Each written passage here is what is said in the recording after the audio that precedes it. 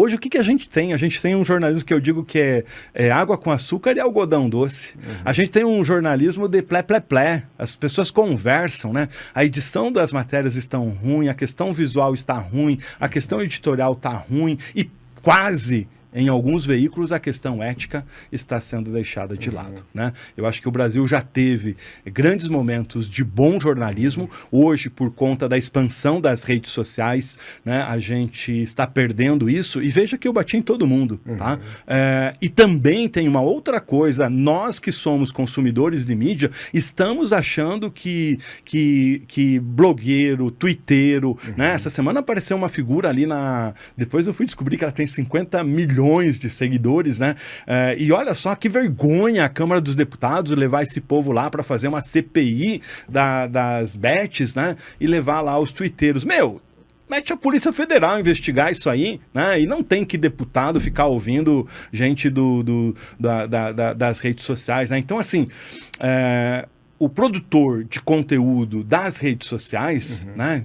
Davi, você como Instagrammer, YouTuber, você não é produtor de conteúdo jornalístico, você é um contador de história, né?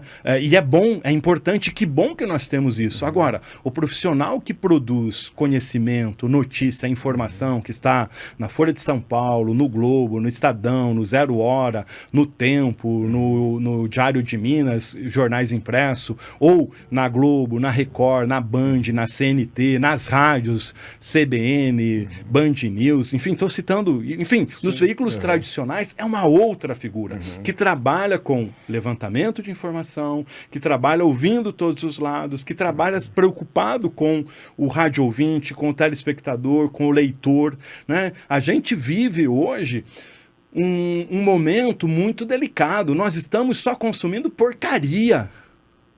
Como assim, Nascimento? É verdade. Essa figura tem 50 milhões de seguidores e que conteúdo qualitativo ela entrega? Que responsabilidade ela tem? Vira e mexe, a gente tem blogueiro, twitteiro, divulgando fake news, divulgando informação incorreta, trabalhando e divulgando notícia apenas de seu interesse, né? Então, o jornalista, como produtor de conteúdo, ele foi... educado, ele aprendeu a usar as bases da informação, ele sabe a responsabilidade que o seu veículo tem, ele sabe o impacto que aquela notícia tem, né? Então, por outro lado, se donos de empresas, se jornalistas, se universidades, se sindicatos, enfim, têm culpa pelo momento que a gente vive em termos de comunicação no Brasil, tá? As redes sociais também mudaram muito e comprometeram esse cenário. Por outro lado, nós, como consumidores de mídia, também somos os grandes culpados. Nós dizemos que gostamos de produto noticioso de qualidade, mas consumimos o lixo que nos é jogado pelas redes sociais, infelizmente. Tu sabe, o Nascimento, que olhando para você, falando dessa forma, acho que na tua cabeça deve ter alguns programas que você ainda não conseguiu fazer. Eu acho isso muito interessante. Eu acho que tem muita coisa aí dentro da tua cabeça que você tem que colocar para fora. Eu vou dizer isso porque quando a gente estava fazendo aqui, tem caneca, tem adesivo, tem isso aqui, a televisão. Cara, a gente pensou em cada coisinha para entrar aqui. E talvez a pessoa não tivesse não sabe como a gente correu para fazer isso aqui. As perguntas, tudo é bem elaborado, o que entra, o que sai. E o que deve ter na tua cabeça é enriquecedor. Eu fico impressionante com essa aula que você dá pra gente aí. Tem pergunta aí, Alan?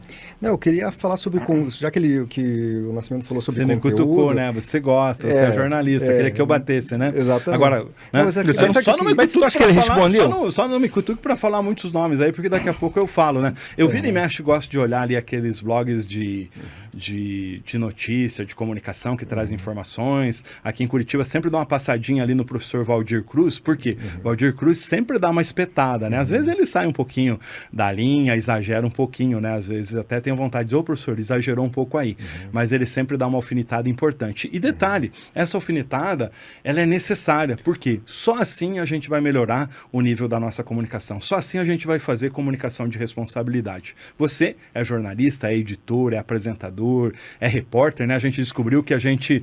trabalhou junto, Quase né? trabalhamos juntos, né? Numa das oportunidades. É verdade. Eu lembrei que a Cida Stier, que é uma pessoa que cuida de repórteres do Brasil inteiro durante muitos anos, tem toda uma geração de repórteres que devem muito, a comunicação deve muito pelo trabalho de qualidade que a Cida fez, né? Cuidando da voz, cuidando da postura, cuidando verdade, da apresentação dos repórteres. E ela sempre me apresentava pessoas, né? Eu ligava assim, viu? Me diga quem é o teu melhor que está aí. Ah, fulano de tal, que está saindo da universidade. Fulano de tal, que está fazendo um freela em tal lugar. E aí a gente quase trabalhou junto, né? Mas tem toda uma geração, né? É verdade. Mas sabe o que eu queria perguntar, Nascimento, sobre a questão de conteúdo? Teve alguma decisão editorial ou de bastidor que você tomou durante esse teu período na televisão que foi inusitada ou algo que você pudesse trazer para a gente? Eu tenho 2 fatos assim que para mim são emblemáticos na questão do cuidado e zelo pela informação. Tá? Um deles foi na cidade de Sarandi. Eu tinha colocado uma das nossas melhores repórteres, que inclusive agora saiu da RPC, que é a Solange Riozin, uma pessoa que tem um texto primoroso. Maringá, né? Maringá, um zelo, né, pela investigação jornalística muito importante. E uma pessoa, um médico estava sendo acusado lá em Sarandi de ter dado um remédio errado para uma criança e matado uma criança. Eu sempre digo que tratar da informação, você tem que tratar, olha que forma simples que eu sempre tratei. Pense que do outro lado pode estar o teu pai e a tua mãe, tá? E aí, eu lembro que na hora do almoço, o Curitiba me ligou e falou, olha, a concorrência deu tal matéria, tá rodando, você não tem essa matéria? Eu falei, olha, eu tenho, mas a Solange ainda não apurou certo, não temos a conclusão de que realmente foi um erro médico. E no termo jornalístico, o que a gente diria? Puxa vida, o Nascimento comeu bola, levou uma barriga, né, do concorrente e não deu o famoso furo de reportagem. Padeci com o meu chefe, às 15h, um laudo foi emitido dizendo que a criança não tinha morrido por erro médico. Na verdade, ela estava com uma meningite. Qualquer medicamento que ela tomasse naquele estágio que ela estava daria problema. Por quê? Porque a família tinha procurado ali remédios caseiros, benzedor e etc. há mais de um mês e não teria dado solução. Então, assim, para mim é o privilégio de dizer assim, nós não dilapidamos a imagem de uma pessoa. Sim. São muitos casos que a gente tem, né? Eu lembro que outra situação, eu fui repórter até por um tempo, era o meu sonho ser repórter, né? Primeiro sonho de carreira era ser agrônomo, ficava caro, não deu, fui para o jornalismo, e no jornalismo um dos meus sonhos era ser repórter. Acabei indo para a chefia muito cedo, com 24 anos, assumi a minha primeira posição de liderança dentro das emissoras de televisão, primeiro em Ponta Grossa, TV Esplanada, ajudei a reestruturar da Band para a Globo, depois, aí perto dos 30 anos, reestruturei a TV Cultura de Maringá, que era uma afiliada interessante, importante, enfim. Mas outro caso, jovem repórter, Serra do São Luís do Purunã, aliás, de novo, né, alertas, gente, há mais de 40 anos, as estradas brasileiras e paranaenses matam pessoas. E agora, recentemente, elas continuam matando de uma forma muito cruel, tá? Por quê? Por conta de buraco, má conservação, falta de informação, falta de campanhas de verdade, de prevenção, não campanhas aí caça-níquel para ajudar os veículos de comunicação, campanhas mais fortes e agressivas, e uma união, né, de governo, de concessionária de rodovia, de transportador, de fabricante de veículo, para que a gente pare, né, de matar pessoas nas estradas. E nessa época, eu fui fazer uma reportagem sobre um ônibus que tinha caído numa ribanceira. Os jovens e famílias estavam indo para a Oktoberfest. E na época, vocês são muito jovens, né? O equipamento de televisão era a câmera, que pesava 20 quilos, e tinha só o Gruba. Gruba? Vruca. Só o Vruca conhece isso. Vruca era uma TIC, tinha a câmera, mais um mini tape que pesava mais 20 quilos e um cabo enorme. Lembrou, né, Vruca? Bem parecido com a atualidade, né? Exatamente, né? Eu sempre falo que hoje qualquer celular que a gente tem na palma da mão filma em 4, 8K e você transmite da hora para qualquer lugar do mundo. Então era assim muito precário. E todos os repórteres, e hoje eu faço essa reflexão, né? O papel do repórter, a responsabilidade do repórter. Eles desciam aonde o ônibus tinha tombado para fazer imagens e fazer a passagem. E na minha cabeça, assim, cara, eu preciso ir lá gravar uma passagem também. E uma coisa que me pegou foi a seguinte: será que eu preciso descer lá? Estar no lugar dos fatos ou a imagem basta? E eu deixei que o pessoal descesse, eles fizeram as imagens e eu gravei uma passagem que você sabe, do lado de fora. Num primeiro momento eu disse assim, nossa vida, no Jornal Nacional mostrou a repórter indo lá, mostrando o ônibus, né, ela mostrando, olha, os bancos vieram parar aqui e tal. Mas na minha cabeça eu tenho um conforto muito grande. Como eu não estava lá, era uma pessoa a menos para trabalhar, para atrapalhar no socorro das vítimas. Então assim, eu me conforto dizendo, acho que eu salvei pelo menos umas 2 pessoas em termos de tempo. Mas tem muita história, né? Imagino, né? Muito tempo. Tu sabe que essa coisa que você falou agora é muito relacionada à produção de conteúdo. Bom exemplo, tu tá aqui. O que eu vou fazer para que isso possa render? Vai ter um evento, como é que eu faço para render aquilo? Né? Como é que é a história que você vai contar? Isso é interessante, você tem que ter a cabeça organizada e talvez para pensar o melhor produto para entregar. Sabe, Davi, quando eu estudei, né, eu sou um cara que não gosta muito da teoria, eu gosto muito da prática. Mas na teoria eu estudei um teórico chamado Fraser Bonder e ele trabalhava uma coisa chamada os elementos de interesse da notícia. E se você olhar na antiguidade e trazer isso a tempo presente, você vai ver que os elementos de interesse da notícia mudam em relação aos fatos, em relação à tecnologia, à apresentação. Mas eles são os mesmos. Então, assim, coisa que gere grande curiosidade, que gere grande atração, que tenha proximidade, que se relacione a pessoas. Então, vira e mexe, os grandes fatos que vão merecer notícia é a maior mandioca do mundo, o maior trem do mundo, a maior ponte que já foi construída. Por que a história, a gente diz assim, eu gosto de telejornal, mas você faz uma pesquisa qualitativa, né? E aí... qualitativa. E aí, quando você faz quantitativa de audiência, mas por que a Fazenda, o Big Brother, os programas de fofoca dão mais audiência? Por quê? Porque a gente quer a fofoca, né?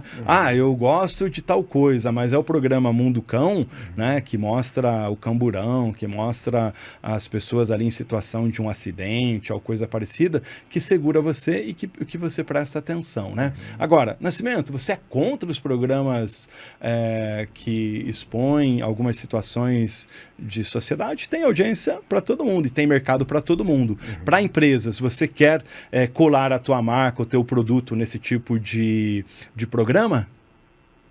Está provado que nem sempre isso dá certo. Tanto é que vários programas famosos começaram com audiência astronômica, a audiência se manteve em alta, mas são produtos que não colam com marcas importantes, né? E da mesma forma, você vai estar aqui com uma perguntinha guardada, dizendo assim, Nascimento, você é um jornalista que gosta do Prime, mas tocou emissoras que fizeram e fazem programa Mundo Cão. Sabe o que eu aprendi na vida? Você não constrói tudo de uma hora para outra. De novo, voltando à questão de fé. Para tudo existe um propósito e um plano. Eu sou feliz porque eu toquei programas e emissoras que tinham programas da hora do almoço, complicados. Sabe o que eu fiz? Assentei tijolos.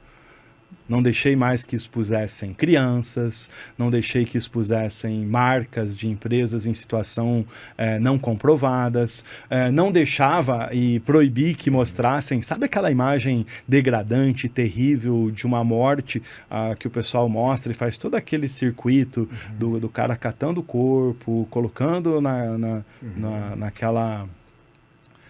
no rabecão, enfiando lá no carro. É que vocês tinham histórico do Alborguete, né?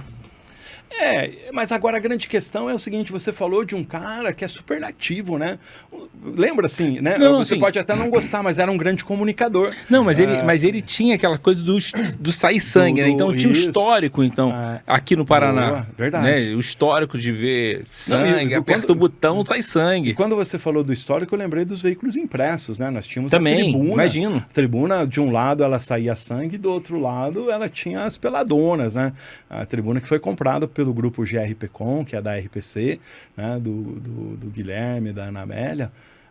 e que comprou a Tribuna. Hoje a Tribuna é um outro veículo, é um outro jornal. E esse sensacionalismo vendia e continua vendendo muito bem. Exato, né? Vende. Vende. Então eu acho que vem aí a curiosidade, é o que a pessoa quer, né? Agora, se você está lá dentro, qual é o nosso grande desafio? E aí entra o papel de um jornalista ético, correto, com equipes maravilhosas, né?